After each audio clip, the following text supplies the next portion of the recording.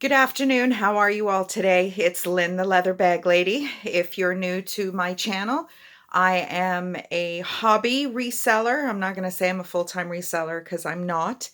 Um, this is just a hobby, and thank goodness I'm happy to sell what I find, because if I didn't, I'd be a hoarder, and I'm borderline hoarder anyway. So, welcome to my channel. I've been doing this for, well, since COVID hit, to be honest, and videoing probably since midsummer. And I think this will be my 88th video. And I have 23 subscribers now, I think. And that's not why I do it. I do it because I'm a talker. I love my bags. I love showing my bags. And if there's any history, I love talking about my bags. And now that I'm no longer doing my pop-up shops, I don't get to interact with my customers.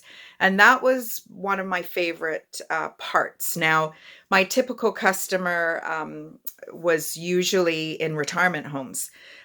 So I'm kind of transforming my business into something different now, because the type of bags that my senior ladies would love and appreciate are very different from what is marketable online. I still have some staple bags. I mailed out a beautiful vintage Jane Shilton bag this morning, and it's very utilitarian, a little bit of a history piece with it. So you never know what people's tastes are.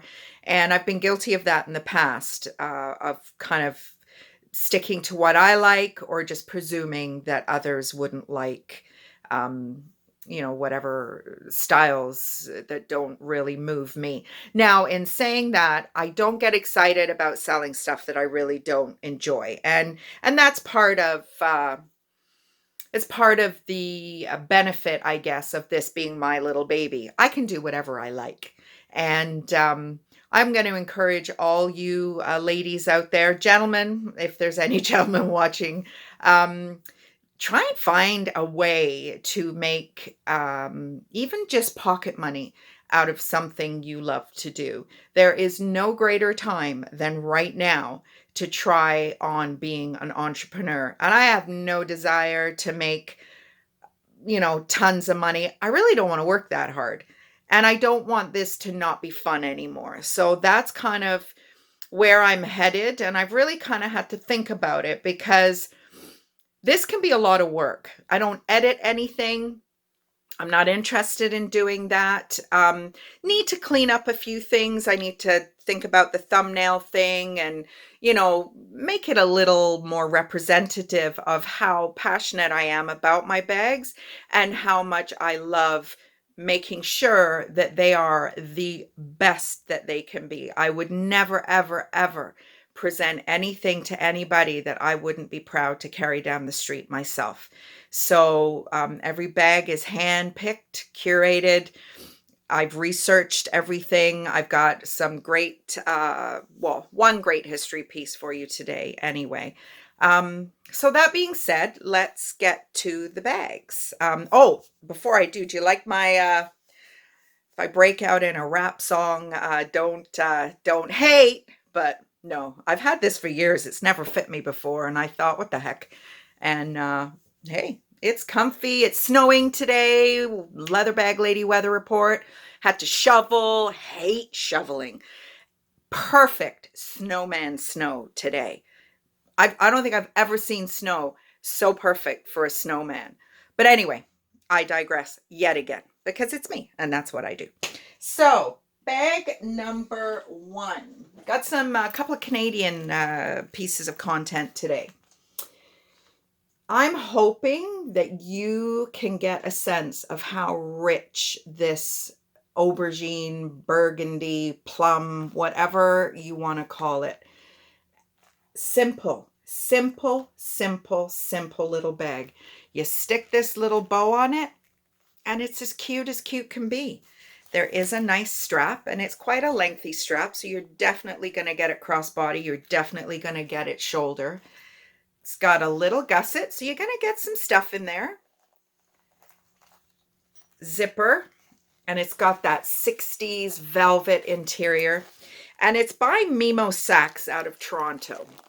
Don't really know a lot about this brand, but if you do Google them, they come up in vintage shops all over the place. But this color and I have a bit of a romance. I don't know what it is about this color, but it's just in England they call it oxblood, and it's it's just so rich. It's a beautiful, beautiful bag. And this little guy, as I said already, is a Canadian manufacturer. And if you wanted to, you could probably stick, stick the strap in and just use it as a clutch. But to me, that would hide the little bow thingamajig here. So bag number one. Bag number two is, I've got some history here, and I am going to refer to my notes because I want to get it right. This, I can't tell you. Again, I wish we had feel-o-vision. It is, oh, it is like butter. Now, this is a vintage Cole Haan.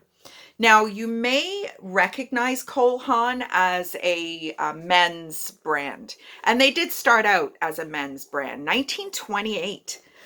Did I get that right? Yes. Now, the founding people were Trafton Cole and Eddie Haan, and it was originally called Cole, Root, and Haan, and it was originally a men's footwear brand. They sold out to consortium in 2012 for $570 million.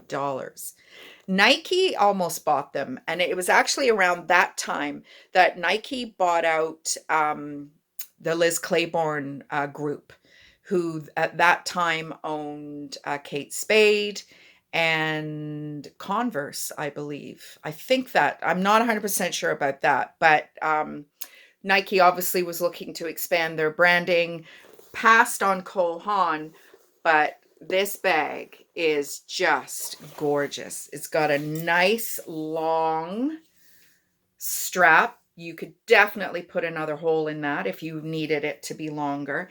It's just simple. Simple, simple. There's your Cole Haan, made in Italy. It's got a leather interior. It's a bit dark, and we can see that there is one zippered compartment here. And it's just simple. Simple, simple. Yeah, a little detail on the edge here. It's got a beautiful gusset, but oh my goodness me, this is so soft.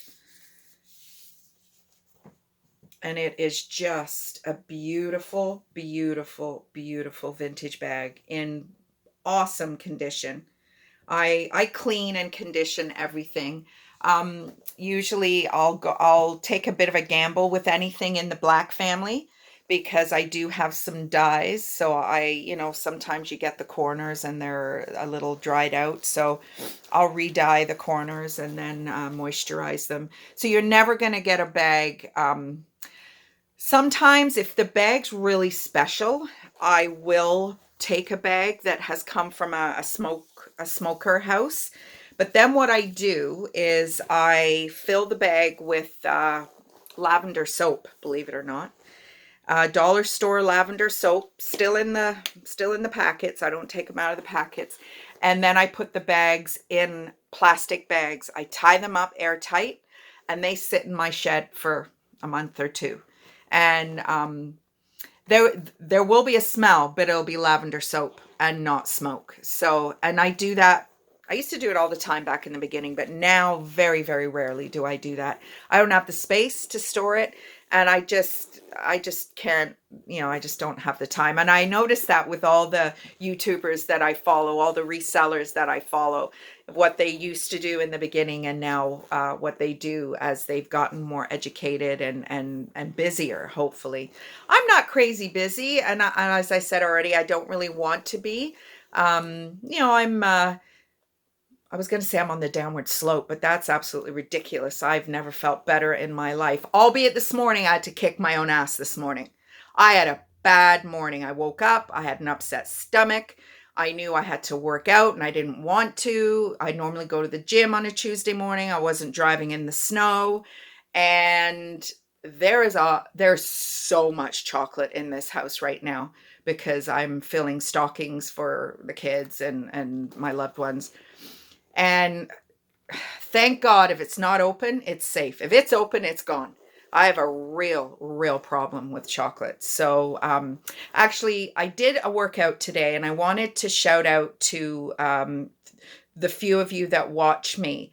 Uh, in June, I broke my foot and it made it almost impossible for me to work out. So I had to start doing chair workouts. And I found this gentleman, his name's Donovan Green, and he does amazing chair workouts. So much so that, I mean, my foot is much better now, but I still do his chair workouts. And wow, did we do a toughie this morning.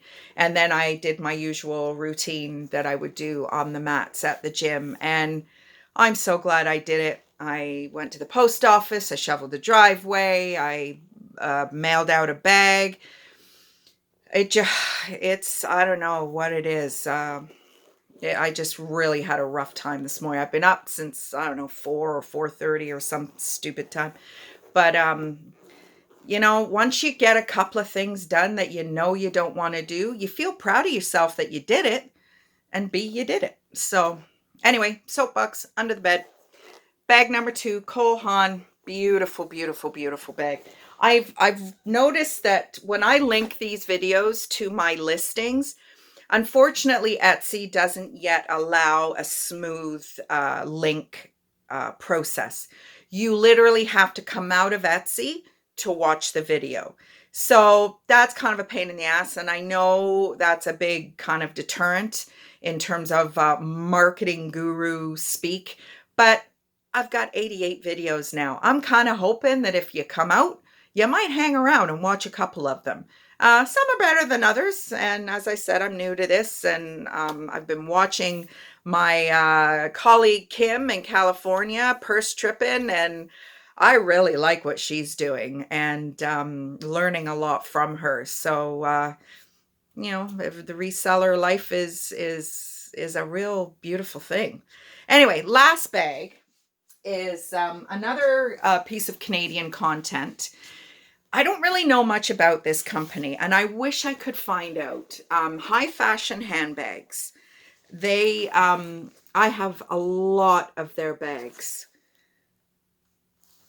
and I really can't.